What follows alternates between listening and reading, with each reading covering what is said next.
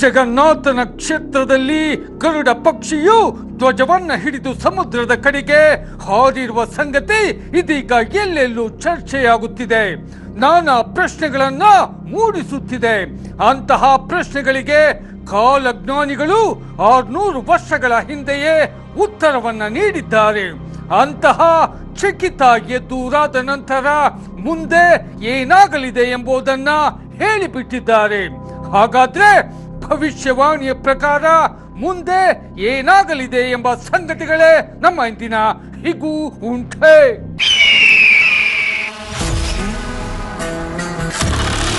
ಪೂರಿ ಜಗನ್ನಾಥನ ಮಂದಿರದಲ್ಲಿ ಏನೇನು ಚಕಿತಗಳು ಎದುರಾಗುತ್ತೆಂಬುದನ್ನ 600 ವರ್ಷಗಳ ಹಿಂದೆಯೇ ಆ ಕಾಲಜ್ಞಾನಿಗಳು ಹೇಳಿಬಿಟ್ಟಿದ್ದಾರೆ.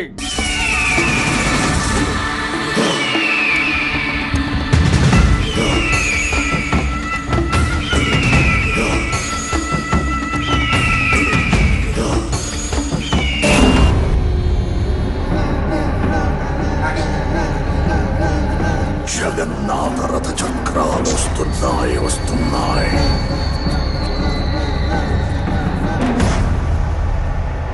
రథ చక్ర ప్రళయ ఘోష భూమార్గం పట్టిస్తాను, ಭೂಕಂಪಂ ಹುಟ್ಟಿಸ್ತಾನು. ಕಲ್ಕಿ ಚಿತ್ರದ ಈ ಸೀನ್ನಲ್ಲಿ ಸುಪ್ರೀಂ ಯಾಸ್ಕಿನ್ ಹೇಳಿರುವುದು ಏನಂದ್ರೆ, ಜಗನ್ನಾಥನ ರಥಚಕ್ರಗಳು ಬರುತ್ತಿವೆ. ರಥಚಕ್ರದ ಪ್ರಳಯ ಘೋಷಣೆಯನ್ನ ಭೂಮಾರ್ಗ ಹಿಡಿಸುತ್ತೇನೆ, ಭೂಕಂಪನ ಸೃಷ್ಟಿಸುತ್ತೇನೆ.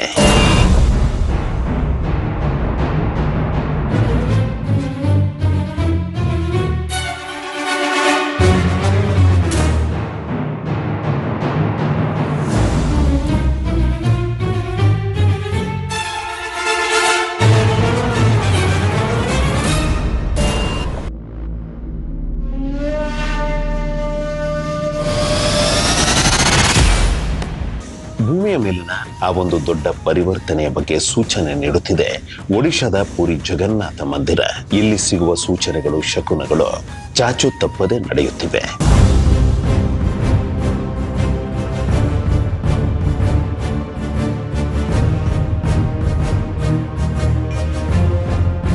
ಅಣ್ಣ ಬಲರಾಮ, ತಂಗಿ ಸುಭದ್ರೆಯರೊಂದಿಗೆ ಶ್ರೀಕೃಷ್ಣರು ಇಲ್ಲಿ ನೆಲೆಯೂರಿದ್ದಾರೆ. ಚಕಿತಗಳನ್ನು ಎದುರಾಗಿಸುತ್ತಿದ್ದಾರೆ.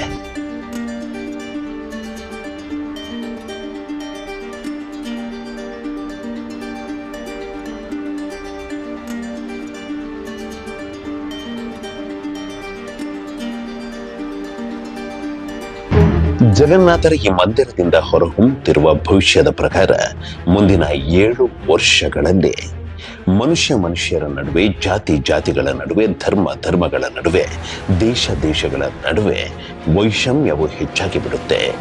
ರಕ್ತಪಾತವು ಹರಿಯುತ್ತೆ. ಲಕ್ಷಗಳ ಸಂಖ್ಯೆಯಲ್ಲಿ ಜೀವಗಳು ಹಾರಿ ಹೋಗುತ್ತವೆ ಎಂಬುದು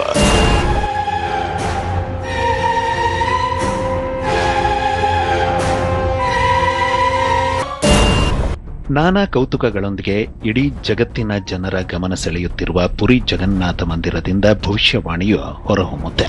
ಅದು 2019ನೇ ಇಸವಿ ಪುರಿ ಜಗನ್ನಾಥ ಮಂದಿರದಿಂದ ಒಂದು ಭವಿಷ್ಯವಾಣಿಯು ಹೊರಹೊಮ್ಮಿತು. ಅದು ಆಪತ್ತಿನ ಭವಿಷ್ಯ ಅಂತ ಭವಿಷ್ಯವು ನಿಜವಾಗಿ ಹೋಯಿತು. ಭಾರತ ಸೇರಿದಂತೆ ಇಡೀ ಪ್ರಪಂಚದಾದ್ಯಂತ ಲಕ್ಷಾಂತರ ಜನರು ಸಾವನ್ನಪ್ಪಿದ್ರು.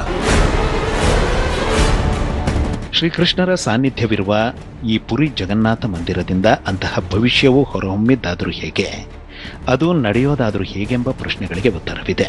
ಆ ಉತ್ತರವೇ ಜಗನ್ನಾಥರ ಪರಮ ಭಕ್ತ ಸಂತ ಅಚ್ಯುತಾನಂದ ದಾಸರು.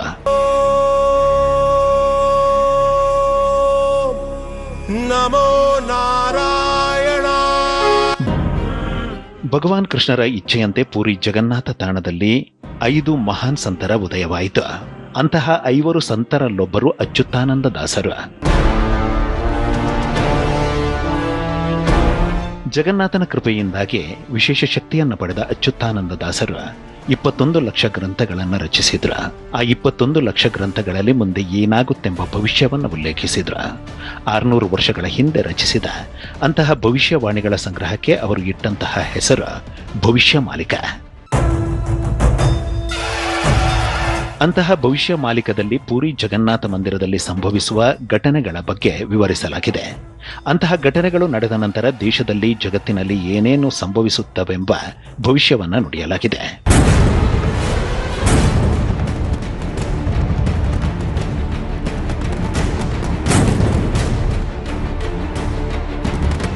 ಅಚ್ಯುತಾನಂದ ದಾಸರು ಮಂದಿರದಿಂದ ಸಿಗುವಂತಹ ಸೂಚನೆಗಳ ಬಗ್ಗೆ 600 ವರ್ಷಗಳ ಹಿಂದೆ ನುಡಿದಿರುವ ಭವಿಷ್ಯದ ಪ್ರಕಾರ ಪುರಿ ಜಗನ್ನಾಥ ಮಂದಿರದಲ್ಲಿನ ಪವಿತ್ರ ಆಲದ ಮರವು ಬಿದ್ದು ಹೋಗುತ್ತೆ. ಅದು ಬಿದ್ದ ನಂತರ ಲಕ್ಷಾಂತರ ಜನರು ಸಾವನ್ನಪ್ಪುತ್ತಾರೆಂದು ಭವಿಷ್ಯವನ್ನ ನುಡಿದಿದ್ದರು. ಅದು ನಡೆದೇ ಬಿಟ್ಟಿತು. 2019ರಲ್ಲಿ ಸಮುದ್ರದಲ್ಲಿ ಎದ್ದಂತಹ ಚಂಡಮಾರುತದಿಂದಾಗಿ ಪುರಿ ಜಗನ್ನಾಥ ಮಂದಿರದ ಪವಿತ್ರ ಮತ್ತು ವಿಸ್ಮಯಕಾರಿ ಆಲದ ಮರವು ಬಿದ್ದು ಹೋಯಿತು. ಪುರಿ ಜಗನ್ನಾಥ ಮಂದಿರದಲ್ಲಿ ಆಲದ ಮರವು ಬಿದ್ದ 1-2 ತಿಂಗಳಲ್ಲಿ ಒಂದು ವಿಚಿತ್ರ ಎದುರಾಯಿತು. ಆ ವಿಚಿತ್ರವೇ 2020ರ ಜನವರಿ ತಿಂಗಳಲ್ಲಿ ಕೊರೋನಾ ಭಾರತಕ್ಕೆ ಅಪ್ಪಳಿಸಿದ್ದು. ಆನಂತರ ಲಕ್ಷಾಂತರ ಜನರು ಸಾವನ್ನಪ್ಪಿದ್ದು. ಪುರಿ ಜಗನ್ನಾಥ ಮಂದಿರದ ಆವರಣದಲ್ಲಿನ ಪವಿತ್ರ ಆಲದ ಮರವು 2019ರಲ್ಲಿ ಕೆಳಗುರುಳಿತು. ಕೋವಿಡ್-19ಕ್ಕೆ ಜಗತ್ತಿಗೆ ಅಪ್ಪಳಿಸಿತು. ಮಾರಣ ಹೋಮವು ನಡೆಯಿತು. ಸಂತ ಅಚ್ಯುತಾನಂದ ದಾಸರು 600 ವರ್ಷಗಳ ಹಿಂದೆ ನುಡಿದಿರುವ ಭವಿಷ್ಯದ ಪ್ರಕಾರ ಪೂರಿ ಜಗನ್ನಾಥ ಮಂದಿರದಿಂದ ಮೇಲಿಂದ ಕಲ್ಲುಗಳು ಬೀಳುತ್ತವೆ. ಅಂಥವುಗಳು ನಡೆದ ನಂತರ ಜಗತ್ತಿನಲ್ಲಿ ಯುದ್ಧಗಳು ಸಂಭವಿಸುತ್ತವೆ. ಲಕ್ಷಾಂತರ ಜನರು ಸಾಯುತ್ತಾರೆ.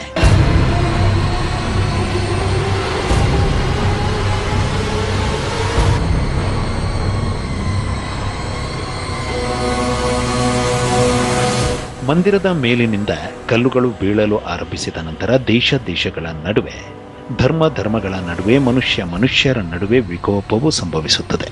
ಇಡೀ ಜಗತ್ತನ್ನ ಆತಂಕ ಆವರಿಸುತ್ತೆ. ಸಾಮಾನ್ಯ ಜನರು ವಿನಾಕಾರಣ ಸಾಯುವಂತಾಗುತ್ತೆಂದು ನುಡಿದಂತಹ ಭವಿಷ್ಯದಂತೆ ಪುರಿಯಲ್ಲಿ 1990ರಲ್ಲಿ ಒಂದು ವಿಚಿತ್ರ ನಡೆಯಿತು. ಆ ವಿಚಿತ್ರವೇ ಮಂದಿರದ ಮೇಲಿಂದ ಸುಮಾರು 1 ಟನ್ ಗಾತ್ರದ ಕಲ್ಲು ಬಿದ್ದದ್ದು.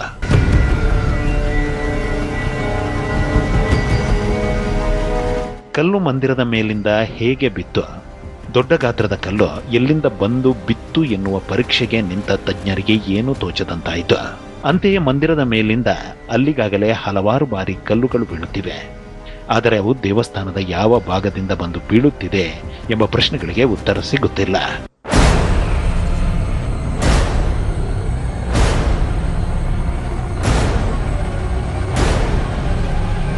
ಇನ್ನು ಪೂರಿ ಮಂದಿರದಿಂದ ಸಿಗುವಂತಹ ಸೂಚನೆಗಳ ಬಗ್ಗೆ ಸಂತ ಅಚ್ಯುತಾನಂದ ದಾಸರು ನುಡಿದಿರುವ ಭವಿಷ್ಯದ ಪ್ರಕಾರ ಪೂರಿ ಜಗನ್ನಾಥ ಮಂದಿರದ ಮೇಲಿನ ಧ್ವಜವು ಚಂಡಮಾರುತದಿಂದಾಗಿ ಕೆಳಕ್ಕೆ ಉರುಳುತ್ತೆ, ಸಮುದ್ರಕ್ಕೆ ಹೋಗಿ ಬೀಳುತ್ತೆ. ಅದು ಅಪಶಕುನದ ಸೂಚಕವಾಗಿತ್ತೆಂಬ ಭವಿಷ್ಯವನ್ನು ನುಡಿದಿದ್ದರು. ಅವರು ನುಡಿದಂತೆ ಚಂಡಮಾರುತಗಳಿಂದ ಇಲ್ಲಿಗಾಗಲೇ ಹಲವಾರು ಬಾರಿ ಪೂರಿ ಜಗನ್ನಾಥ ಮಂದಿರದ ಧ್ವಜವು ಕೆಳಗೆ ಉರುಳಿ ಬಿದ್ದಿದೆ, ಸಮುದ್ರದಲ್ಲಿ ತೇಲಿದೆ. ಇನ್ನು ಅಪಶಕುನದ ಸೂಚನೆ ಎಂಬಂತೆ ಧ್ವಜಕ್ಕೆ ಬೆಂಕಿ ಬೀಳುತ್ತೆಂಬ ಅವರ ಭವಿಷ್ಯವು ನಿಜವಾಗಿ ಹೋಗಿದೆ.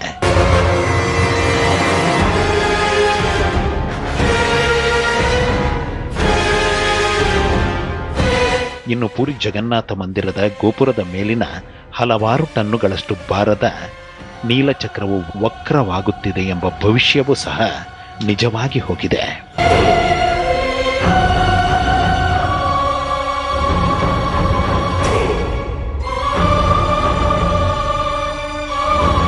ಇನ್ನು ಮಂದಿರದಕ್ಕೆ ಸಂಬಂಧಪಟ್ಟಂತೆ ಒಂದು ಕೌತುಕ ಖ್ಯಾತಿಯನ್ನು ಪಡೆದುಕೊಂಡಿತ್ತು.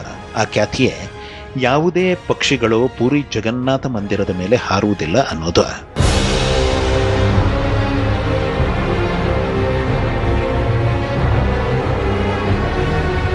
ಆದರೆ ಅಚ್ಯುತಾನಂದ ದಾಸರು ಒಂದು ವಿಚಿತ್ರ ಸಂಭವಿಸುತ್ತೆಂದು ಅಂದೇ ಹೇಳಿದರು.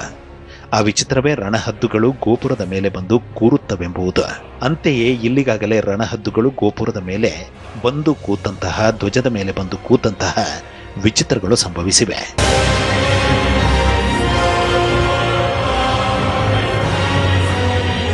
ರಣಹದ್ದುಗಳು ಗೋಪುರದ ಮೇಲೆ ಕೂರುವ ಸೂಚನೆಯು ಇಡೀ ಜಗತ್ತನ್ನ ಯುದ್ಧದ ಭೀತಿ ಆವರಿಸುತ್ತೆಂಬ ಭವಿಷ್ಯವಾಗಿದೆ.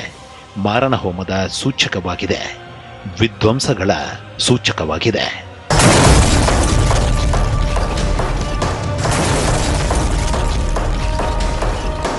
ಇನ್ನು ಕೆಲ ದಿನಗಳ ಹಿಂದೆ ಪುರಿ ಜಗನ್ನಾಥನ ಕ್ಷೇತ್ರದಲ್ಲಿ ಒಂದು ಚಕಿತ ಎದುರಾಗಿದೆ. ಆ ಚಕಿತವೇ ಗರುಡ ಪಕ್ಷಿಯೊಂದು ಮಂದಿರದ ಗೋಪುರದ ಮೇಲಿನ ನೀಲ ಚಕ್ರಕ್ಕೆ ಕಟ್ಟಿದ್ದ ಧ್ವಜದ ಒಂದು ತುಂಡನ್ನು ಹಿಡಿದು ಹಾರಿ ಹೋಗಿತ್ತು.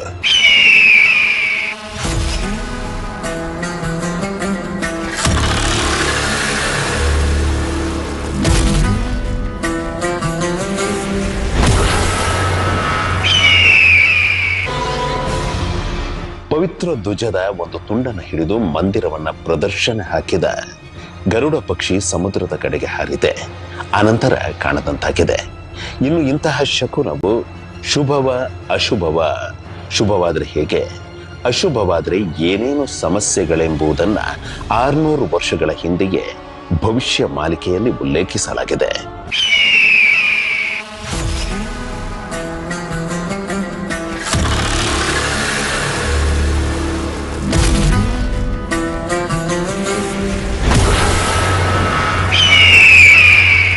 ಪೂರಿ ಜಗನ್ನಾಥನ ಧ್ವಜವನ್ನ ಹಿಡಿದು ಸಮುದ್ರದ ಕಡೆಗೆ ಗರುಡ ಹಾರಿರುವುದು ಶುಭವೋ ಅಶುಭವೋ?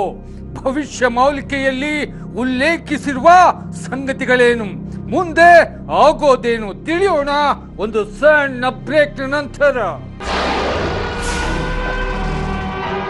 ಗರುಡ ಒಂದು ಪೂರಿ ಜಗನ್ನಾಥನ ಗೋಪುರದ ಮೇಲಿನ ನೀಲ ಚಕ್ರಕ್ಕೆ ಕಟ್ಟಲಾಗಿದ್ದ ಧ್ವಜವನ್ನ ಹಿಡಿದು ಸಮುದ್ರದ ಕಡೆಗೆ ಹೋಗಿದೆ. ಭವಿಷ್ಯ ಮಾಲಿಕೆಯ ಪ್ರಕಾರ ಮುಂದೆ ಆಗೋದೇನು? ಗ್ರಂಥಗಳಲ್ಲಿ ಉಲ್ಲೇಖಿಸಿರುವ ಪ್ರಕಾರ ಕುರುಕ್ಷೇತ್ರ ಯುದ್ಧವು ನಡೆಯುವುದಕ್ಕೂ ಮುಂಚೆ ಶ್ರೀಕೃಷ್ಣರು ಯುದ್ಧ ನಡೆಯೋದು ಬೇಡ, 5 ಊರುಗಳನ್ನ ಪಾಂಡವರಿಗೆ ಕೊಡಿರೆಂದು ಧೃತರಾಷ್ಟ್ರರ ಬಳಿ ಸಂಧಾನಕ್ಕೆ ಬರುತ್ತಾನೆ. ಇನ್ನು ಅಂದು ಒಂದು ವಿಚಿತ್ರ ಎದುರಾಗುತ್ತೆ. ಆ ವಿಚಿತ್ರವೇ ಗರುಡ ಪಕ್ಷಿಯೊಂದು ಬಂದು ಕುರುಕ್ಷೇತ್ರಕ್ಕೆ ಸಂಬಂಧಿಸಿದ ಪ್ರಧಾನ ಧ್ವಜವೊಂದನ್ನ ಎತ್ತಿಕೊಂಡು ಹೋಗಿಬಿಡುತ್ತೆ.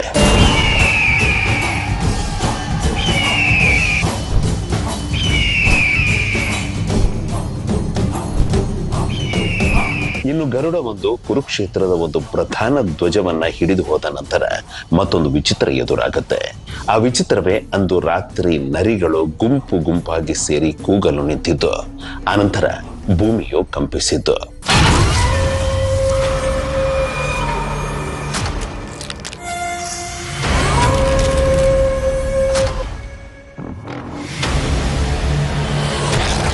ಎದುರಾಗಿರುವ ಶಕುನಗಳು ಸರಿಯಿಲ್ಲ, ಇದು ಅಪಶಕುನ, ವಿನಾಶದ ಸೂಚಕ ಅಂತ ಧೃತರಾಷ್ಟ್ರರು ದುರ್ಯೋಧನನಿಗೆ ಹೇಳುತ್ತಾರೆ. ಸ್ವಲ್ಪ ತಾಳ್ಮೆಯಿಂದ ಯೋಚಿಸೆಂದು ಹೇಳುತ್ತಾರೆ.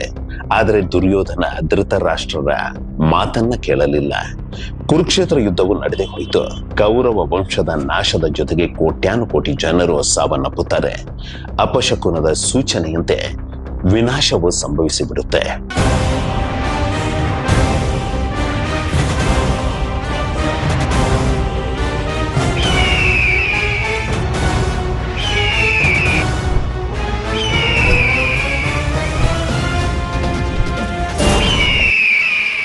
ಇನ್ನು ಇದೀಗ ಗರುಡ ಪಕ್ಷಿಯಿಂದ ಪುರಿ ಜಗನ್ನಾಥನ ಕ್ಷೇತ್ರದಲ್ಲಿ ಹೊರಹೊಮ್ಮಿರುವ ಶಕುನವು ಶುಭವ ಅಶುಭವ ಅನ್ನುವ ಪ್ರಶ್ನೆಯು ಎಲ್ಲರಲ್ಲೂ ಕಾಡುತ್ತಿದೆ.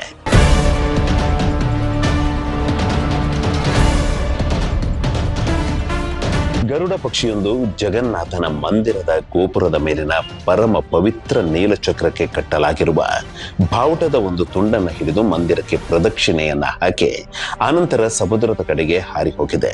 ಆನಂತರ ಕಾಣದಂತಾಗಿದೆ.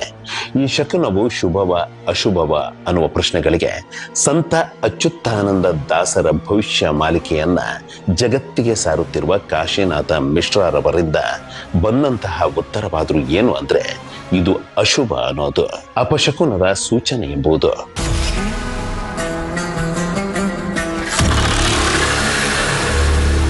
भविष्य मालिका में एक तत्व लिखा था, नील चक्र से ध्वजा को टुकड़ा करके या ध्वजा को चीर के ले जाएगा कोई, और ध्वजा नील चक्र ध्वजा छिड़ी और समुद्र के किनारे जाके वो ध्वजा जब पड़ेगा तब कल की लीला, संघार लीला, धर्म संस्थापना उड़ीसा में लक्ष्मी देवी और विश्व में विश्व को लक्ष्मी देवी का कृपा बंद हो जाएगा। लोगों को भोजन खाना पीना रहन सहन सभी में समस्या आएगी।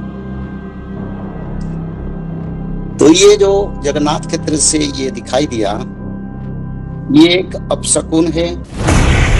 ಇದೀಗ ಗರುಡ ಪಕ್ಷಿಯಿಂದ ಸಿಕ್ಕಿರುವಂತಹ ಸೂಚನೆಯ ಪ್ರಕಾರ ಪ್ರಪಂಚದಾದ್ಯಂತ ಲಕ್ಷ್ಮಿ ಕೃಪೆಯು ಬಂದಾಗಿ ಬಿಡುತ್ತದೆ ಎಂಬುದು, ಆರ್ಥಿಕ ಸಂಕಷ್ಟ ಎದುರಾಗುತ್ತದೆ ಎಂಬುದು, ಒಂದೊಂದು ರೂಪಾಯಿಗೂ ಪರದಾಡುವಂತಹ ಸ್ಥಿತಿ ಎದುರಾಗುತ್ತೆಂಬುದು, ಇಡೀ ಪ್ರಪಂಚವು ಹೀನಾಯ ಸ್ಥಿತಿಗೆ ಬಂದು ತಲುಪುತ್ತದೆ ಎಂಬುದು, ಬಡತನವು ಮತ್ತೆ ಜನರನ್ನ ಅತಿಯಾಗಿ ಕಾಡುತ್ತೆಂಬುದು. जैसे जैसे इसको नित्य पंच सखाओं ने रचना किए थे, वैसे वैसे कार्य हम देख रहे हैं। और नील चक्र से वाना जाएगा, समुन्दर के किनारे पड़ेगा, ये लिखा था। नील चक्र वाना चिड़ी वो पड़ी वो खिराब थी कुड़े।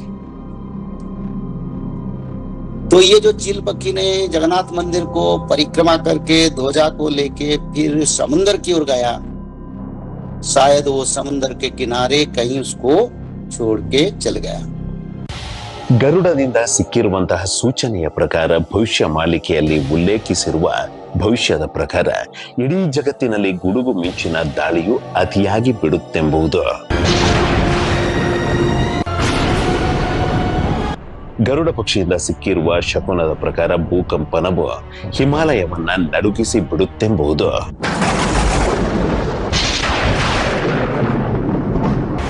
ವಿಜ್ಞಾನದ ಅರಿವಿಗೂ ಬಾರದೆ ಸಂಭವಿಸುತ್ತಿರುವ ಇಂತಹ ವಿಚಿತ್ರಗಳಿಂದ ಜನಸಾಮಾನ್ಯರು ಒಂದೊತ್ತಿನ ಊಟಕ್ಕೂ ಪರದಾಡುವಂತಹ ಸ್ಥಿತಿ ಎದುರಾಗುತ್ತಿದೆ ಎಂಬುದು.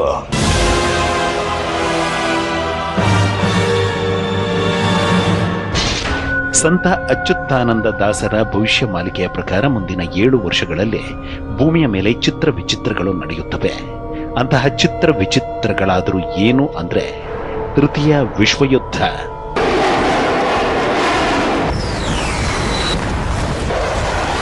ಭವಿಷ್ಯ ಮಾಲಿಕೆಯ ಪ್ರಕಾರ ಭೂಮಂಡಲದ ಧ್ರುವ ಬದಲಾವಣೆಯಿಂದಾಗಿ, ಸೂರ್ಯ ಗ್ರಹದಲ್ಲಿನ ಬದಲಾವಣೆಯಿಂದಾಗಿ 2025ರಲ್ಲಿ ಭೂಕಂಪನಗಳು ಹೆಚ್ಚಾಗುತ್ತವೆ.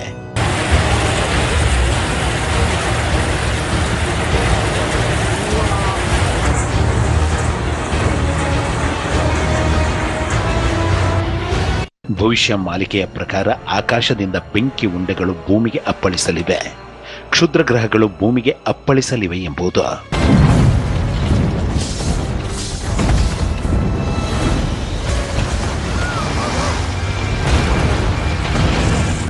ಭವಿಷ್ಯ ಮಾಲಿಕೆಯ ಭವಿಷ್ಯವಾಣಿಯ ಪ್ರಕಾರ 2028ರಲ್ಲಿ ಒಂದು ವಿಚಿತ್ರವಾದ ರೋಗವು ಇಡೀ ಪ್ರಪಂಚವನ್ನ ಆಕ್ರಮಿಸುತ್ತೆಂಬುದು, ಮಾರಣ ಹೋಮವು ನಡೆಯುತ್ತೆಂಬುದು.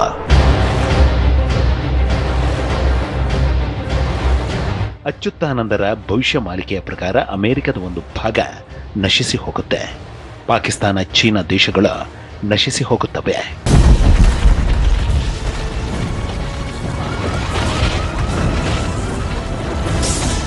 ಭವಿಷ್ಯ ಮಾಲಿಕೆಯ ಪ್ರಕಾರ 2032ರೊಳಗೆ ಕಲ್ಕಿ ಅವತಾರದಿಂದ ಇಡೀ ಭೂಮಂಡಲದಲ್ಲಿ ಶುದ್ಧಿ ಕಾರ್ಯವು ನಡೆಯುತ್ತೆ, ಜನಸಂಖ್ಯೆಯು ಕಡಿಮೆಯಾಗುತ್ತೆ, ಕಲಿಯುಗದ ಅಂತ್ಯವಾಗುತ್ತೆ. 2032ರಿಂದ ಮುಂದಿನ 1000 ವರ್ಷಗಳ ಕಾಲ ಸತ್ಯಯುಗವೂ ಇರುತ್ತೆ. ಈ ಅವಧಿಯಲ್ಲಿ ಕೇವಲ ಒಳಿತಿಗೆ ಮಾತ್ರ ಬೆಲೆ ಇರುತ್ತೆ, ಸಂಸ್ಕಾರವು ಮೇಳೈಸುತ್ತೆಂಬ ಭವಿಷ್ಯವನ್ನ ಭವಿಷ್ಯ ಮಾಲಿಕೆಯಲ್ಲಿ ಉಲ್ಲೇಖಿಸಲಾಗಿದೆ. जब जब धर्म की हानि होती है तब तब प्रभु अवतार लेते हैं। कल की अवतार आ चुका है।